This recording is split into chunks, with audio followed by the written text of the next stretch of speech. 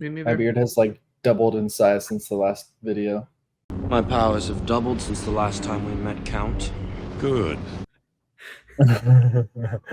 Yep. Welcome to the GMT talk for the October monthly update or something like that. For the October. Well, welcome. I don't know. Why are we still here? Why are we still here?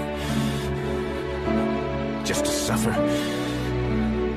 Welcome to GMTLDR for the October 2024 monthly update. I'm not saying they're getting longer, but they could be getting longer.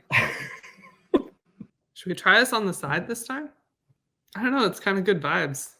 Let's see. This is from Red Dust Rebellion. Yes. Scott Nice. Mansell took some very good pictures of Red Dust Rebellion. Well, Weekend at the Warehouse happened. We were there, both of us together. It was cool. I saw them playing this game. Redacted, I guess. What it It is. says it right there. Sorry. Literally, we're just like, And it says it right here too. We don't care about secrets anymore, I guess. But no one knows who's testing it. So. Yeah, who are those people? I don't know. Or who designed it, I guess. I don't know. Secrets. Ignore. This is miscaptioned. It's not an early version of a future P500 game. Brought to you by the marketing department.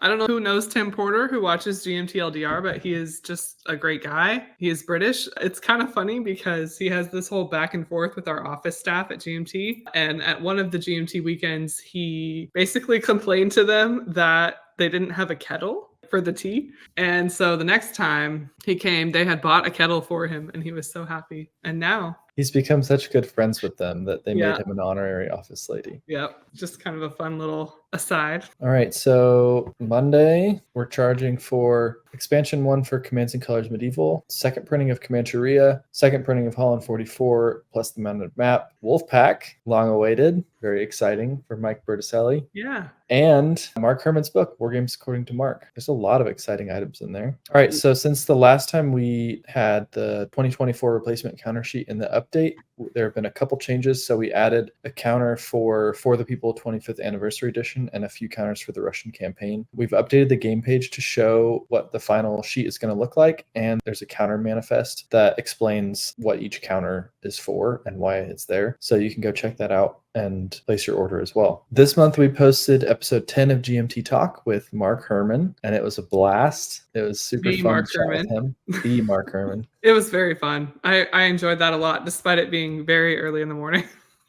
So check that out. For the BGG crowd out there, we have designer diaries from Matthias Kramer about Linen's Legacy and Jared Carmichael about Red Dust Rebellion that went out in the last couple weeks. So if you want to read them, they're pretty good. Okay, so basically an aside about ordering on our website. This icon is here and someone clicked Visa and thought that it was going to use their card on file, but it was using Visa through PayPal. So if you don't want to do that, just click up here where it says credit card on file, and then you won't have to have your payment run through PayPal. We've got some copies of Assault on Gallipoli from Hexasim in the warehouse now. I believe we have about 300. So if you want one of those, you can order it now. Oh, the list is getting shorter of not there yet items. That's nice. And last month, Solitaire Tac Ops Artona made the cut, the Battle of Cowpens made the cut, and of course, Twilight Struggle 20th Anniversary Hall of Fame Edition made Yes, the cut. I would be very worried if that had not made the cut.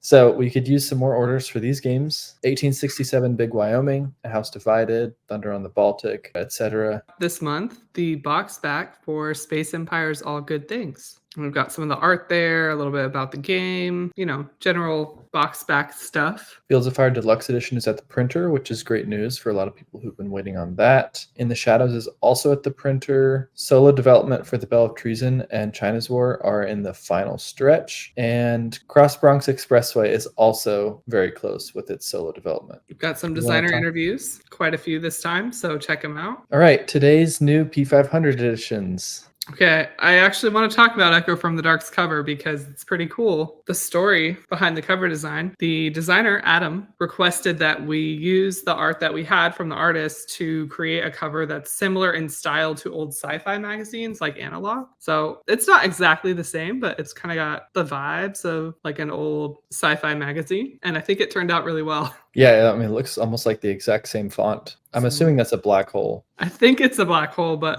we'd have to confirm with Yeah. the designer on that.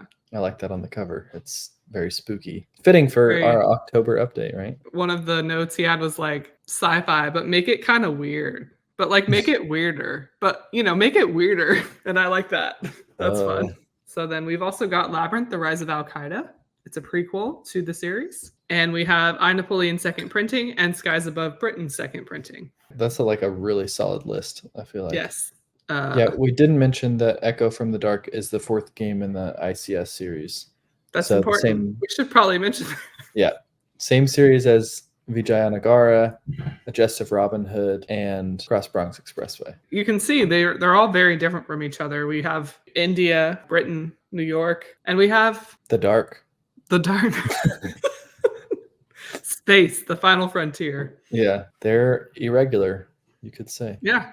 The Rise of Al Qaeda, it's about the 1993 to 2001 period of time. So, all of Clinton's presidency and up until I believe 9/11. So it's just kind of a little bit different than the original Labyrinth in some of the way that you do a few things, but for the most part, it's the same. New P500s. This is exciting. This might be the first time where I exciting. actually know what every single game is. Woohoo! 3. See, this is a 3-for-1 too. That's exciting. You can kind of think about, well, what combat commander could it be? Yeah, and even if you have one idea, then you still have 2 more that you don't know. Exactly. So I'm interested to see what people think these are. Some of them more secretive than others, I will say. You could say one of them has a picture of it in this update. We'd be interested to know your guesses for what these are. That's big. Bestseller was Plum Island Horror. That our top 2 bestsellers That's cool. are science fiction and narrative fiction. That's That's pretty fun. neat. Vez took his game to Spiel in Essen, and he showed it to people on the convention floor, I think it was, and Candace saw it. It's a great video. You should definitely check it out if you want to know more about Order and Opportunity. Hello, it is I, Rachel, reading an update from Rachel. me, Rachel. We had one article this week from Frank Esparago and Fred Schachter about Congress of Vienna and how to play France. And there's going to be another part next week. So look for that next week. We also had some really good articles last week from Alex Knight, the designer of Hammer and Sickle, about combat in the game, and from Stephen Rangazas, the British Way Enemy of My Enemy and the British Way designer, talking about some of the expansion content that is extending the original game or changing from. So definitely check all of those out. Production outlook. This is actually fully from Kai Jensen this month. Thank you, Kai. We'd love to hear all of your thoughts about production. Oh, well, let's see what's coming next. The following that will be shipping is Congress of Vienna and the Battle for Normandy Deluxe Edition. Those are 2 that have been long awaited, I think. And then we've got pretty good list already at the printer and another pretty good list going to the printer this month. Make sure you read her note about Beyond That. We're still kind of untangling, reworking some of the stuff in the production queue. So Kai will have updates more on that next month. All right. Sample art. Overall, very good cover. I think it looks really nice. Sample art on the counters for Baltic Empires. I love the style. It's I don't know how to describe the style, but I like it. I like this. It reminds me of a topographical map because it has all these lines for the terrain, I hope this is on the playbook or something. Cards, tokens, player aids. Oh, that's what the player aids are going to look like? Yeah, those are really cool. That's so cool. There's a skelly. It was meant to be. It's October. It's spooky season. Oh, wait. Is that a skeleton or is that a flayed person? Uh-oh. I don't know. Yikes. I don't know. Anyway, this currency looks really cool. It's very... actually, all of these are pretty Halloween-like. If you look at the black and the orange. Very spooky. Player mat. Ooh. I love all the black. This is what I'm into. Your favorite color. This looks really interesting.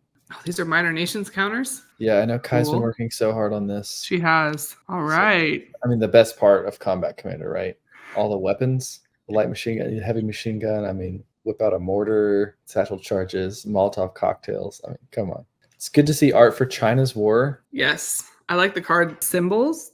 Those are really Yeah. good. Okay. Bell of Trees and cards. Those look really nice too. Bro, this is like way beyond me. Next war is complicated, right? This is just like Yes. blowing my mind. Do you feel like the guy, it's a meme and it's just the math like all around their head and they're like, that's what I feel like when I look at something, I just don't understand it anyway. Cue the music again. All right. 1848, Springtime of Nations. Peter Evans gave a little update and showed off Ooh, a map sample near final. that looks cool. 18 EUS designer Greg Holton gives a little update about what's been going on with 18 EUS since fall of last year. But he said now he's finished his draft of the rules rewrite and he's eager to get back into it and get back into working with GMT. That means that there will hopefully be some movement with 18 EUS for all of you who are excited and looking forward to it. Away team. They were playtesting this at the Weekend at the Warehouse. There was one with Michael Law, I believe, and one with Francis Lalumiere. Lots of fun playtesting of that at the warehouse. I also received my playtest copy, so I'm going to start doing that very soon, maybe in the next few days. I'm super excited to try out the training mission. So Oh, that sounds fun. yeah, Baltic Empires. The art for this game is epic. Don't look at the banner art that we made long ago. The real art that's coming out is amazing. Here's an update from Brian. He talks about some of the scenarios that are going to be in the game, and work on the final art's ongoing, as we mentioned, and they're going forward with it. Bear Trap is moving forward, and Mark Rodrigue has done the game board, which is breathtaking. So basically, all they're waiting for is a few pieces from GMT1 and the art department, and then it should be close to the finish line. By Swords and Bayonets, we've got a quick update from designer Alan Dickerson. He talks a little bit about some of the great art samples that we've been getting from Charlie Kibler over the last couple months. You guys have seen a lot of those already. Basically, they're signed off on map art, counter art, event card graphics, doing final touches on the non-player stuff, the tutorial scenario, doing some more formatting stuff, but this game is really close, so it's probably going to go to the printer early next year. Looking forward to that. Yay. Okay, so the update we get on Calixto is that basically it all works, but they have to just put on a final layer of polish to make it match the bot packs from some of the other coin games that have turned out really nice. We've got an update from Andrew Stead, the series developer for Fields of Fire, and he's talking about the update kit counter guide that we've now added to the website and the new Fields of Fire series support page, which we now have a support page with all of the files. I have not yet linked to the support page from the Fields of Fire series pages, but I will do that. But you can get to it from the update if you want to see it. And Fields of Fire Volume 3 is continuing to progress nicely. They're just working on Afghanistan 2008, which is the final campaign. And if you want to hear more about that, tune into GMT Talk next month. Look forward to that. That was a fun time. We had 6 people in our StreamYard. It was cool. Okay, so Firefight Tactical. I believe where the game is now is they're waiting the art queue. And Peter Evans is going to be rewriting the original rules a little bit just to make them more clear and concise. Development, they're just doing some more playtesting, it looks like, of the final 3 scenarios. Chris Yanetz gives us an update about Imperial Eagles, which was that they did some playtesting at the Weekend at the Warehouse that was productive and helpful with lots of good feedback, and that they're still looking for testers, even if you've never played Down in Flames before. So if you're interested, reach out to Jack Beckman at his email there. Levying campaign series, there's a lot going on right now. So Seljuk is done development-wise. They're going to layout and stuff like that. So that's going forward. Henry, they're working on the solo mode and the background book. Jishka is playtesting right now. And Epipoli is in its development stage, and they're focusing on gameplay diversity and player agency right now. So all very exciting updates.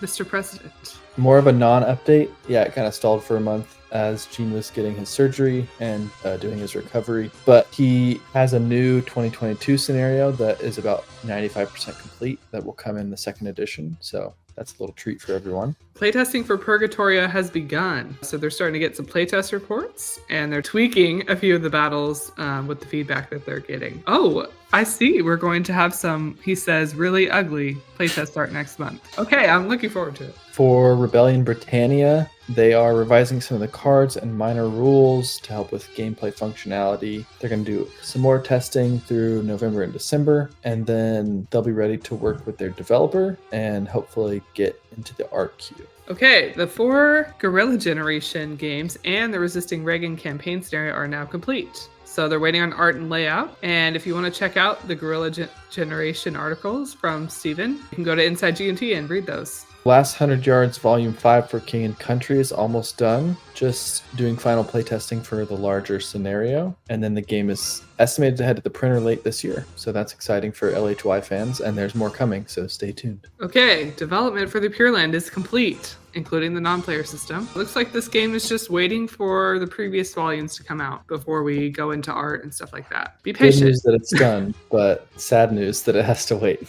Yeah. So with Zheng He, Jason Carr, and Bruce Mansfield are working on final balance testing, usability, and rules. And they're excited with how everything looks, and they're going to share more with us in the future. Also got a live playthrough of the Barracks Emperors video, if you guys want to check it out, from Heavy Cardboard. Well, that's it for the...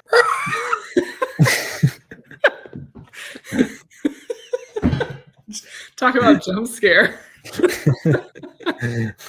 We did it. We made it. Yep, End of that's the it for this update. month. I hope everyone enjoyed. Lots to be excited about this month. We will see you all next time on GMTLDR. That's right. We will.